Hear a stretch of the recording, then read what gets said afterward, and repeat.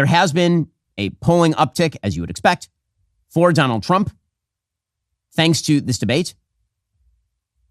Nate Silver points out that his numbers are going the wrong direction, that there has been a somewhat small but also somewhat durable increase in the polling numbers for Donald Trump, that since the debate, Donald Trump has jumped about 2 percentage points in the polling data.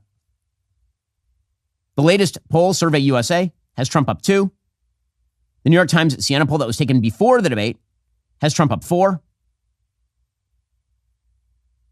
There's a poll that just came out after the debate, and it shows Trump up 5. That is from Atlas Intel. That's Trump plus 5.2 at 45.5 to 40.3, with RFK picking up 10%. Full-scale disaster area here for the Biden campaign. So again, there's been a wide divide on the left between whether Biden should stay or whether he should go. And the only question is how close you are to Joe Biden personally. That really is what it is.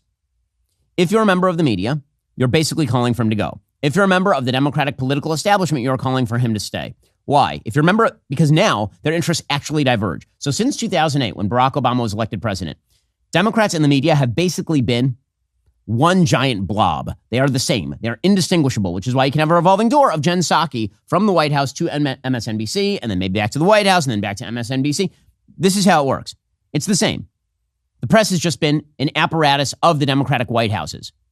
That's all. The Democratic Party, the press, indistinguishable.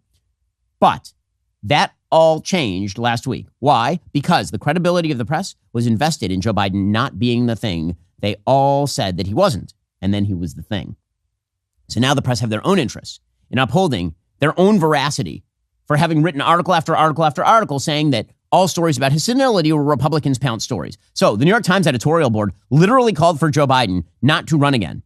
Quote, President Biden has repeatedly and rightfully described the stakes in this November's presidential election as nothing less than the future of American democracy. Biden has said he is the candidate with the best chance of taking on this threat of tyranny and defeating it. His argument rests largely on the fact that he beat Trump in 2020. That is no longer a sufficient rationale for why Mr. Biden should be the Democratic nominee this year. At Thursday's debate, the president needed to convince the American public he was equal to the formidable demands of the office he is seeking to hold for another term. Voters, however, cannot be expected to ignore what was instead plain to see. Mr. Biden is not the man he was 4 years ago. As it stands, the president is engaged in a reckless gamble.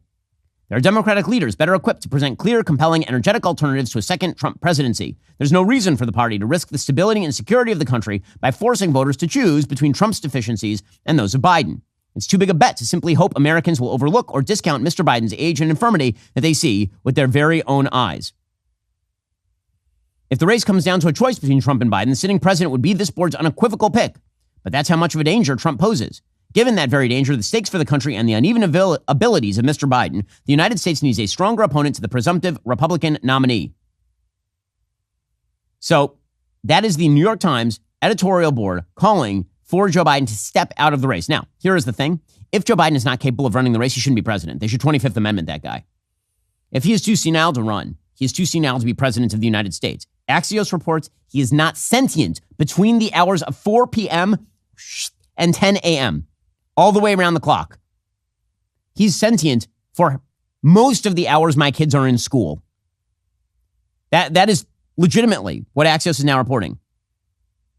So the media are saying the truth, bizarrely, because again, they require the credibility of saying the truth late after lying to all of us. Here's Jonathan Karl of ABC News saying very few Democrats are pretending Joe Biden did well the other day. Even before the debate, there was a sense of dread among many Democrats, a fear that the campaign was heading towards something they consider unthinkable, a Donald Trump victory in November. President Biden needed a strong debate to show that he has the physical and mental ability to take on and defeat Donald Trump. That's why he spent nearly a week at Camp David with an army of advisors preparing for a debate with rules and a format that his advisors designed. Few prominent Democrats are even pretending he did what he needed to do on that debate stage. By the way, Democrats are now worried that Joe Biden is going to drag down all the Senate candidates. So one of the oddities is that Democratic candidates are outpolling Biden in nearly every swing state this year. So Sherrod Brown in Ohio, he's outpolling Biden. In Pennsylvania, Bob Casey is outpolling Biden in Pennsylvania. In Arizona, the Democratic candidate for Senate, Ruben Gallego, outpolling Biden. So Biden is actually trailing every Senate candidate for the Democrats. But the problem is that if turnout's real low for the Democrats, they lose all those seats. So they are freaking out. The Wall Street Journal reports, quote, Democrats who worried about President Biden's reelect prospects even before his uneven debate Thursday had been pointing to a bright spot in this year's campaign. The party's Senate candidates and some vulnerable House candidates generally poll better than the weakened president. Now, those Democratic candidates and their aides are trying to sort through whether Biden's halting performance and sometimes dazed appearance have sapped the party's goals of retaining the Senate and flipping the House. Both chambers with thin majorities are in play this fall. By the way, a report from Politico this morning that Democrats in the House are now basically begging their donors. They need the House because they're not going to win the presidency. Again, members of the press who are probably going to vote for Joe Biden no matter what, even they are appalled by what they saw, or at least pretending to be. So I will give it to, listen, Bill Maher, I'm friendly with. Bill has been honest about this since the beginning, that Joe Biden is diminished and that he expected Trump to run strong. But here is Maher. Listen to the audience. It's less about what Maher is saying and more about the audience. The entire Maher audience, which is a left-wing audience, I know I've been on his show many times, the entire audience is laughing at Joe Biden's performance because everyone sees the thing. Here's Maher. You know, Joe, he famously loves trains, but apparently not of thought. It's just all night, confused and halting and trailing off. I've seen beauty pageant contestants answer questions better. I don't want to say the bad. His new Secret Service name is Amber Heard. I'm coming on. Even the folks over at Pod Save America were very upset about all of this. So the Pod Bros at Pod Save America, those are all Obama boys. So the Obama team, they've always seen Joe as a very fragile vessel for the Obama agenda. And now they're like, God bless it. We're going to throw this guy under the bus. Here's Mehdi Hassan, Qatari frontman, and the boys at Pod Save America lamenting the fall of Joe Biden here. I've been to Georgia.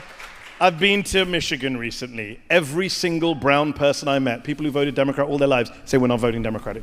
We want to punish Biden. Now, don't shoot the messenger. I'm just telling you that is what people are saying. I dare you to ask all those people to vote again this morning after what they watched last night. It's just not the same thing. We're in a very different place. People saw the car crash in front of their eyes. I understand that. The biggest challenge in this race has been to capture people's attention in a very fractured media environment. There are now no more opportunities, because the one opportunity when 50 million Americans tuned in, Joe Biden did not show up. The party does not have a problem with Democrats, it has a problem with Joe Biden. That's what people are trying to tell us right now. Okay, so again, Pod Save America bros, they're saying he needs to be out. Politico has an entire article about how the mainstream media is now saying he needs to be out. And so now an open war has broken out between Team Biden and Team Obama, as Politico reports.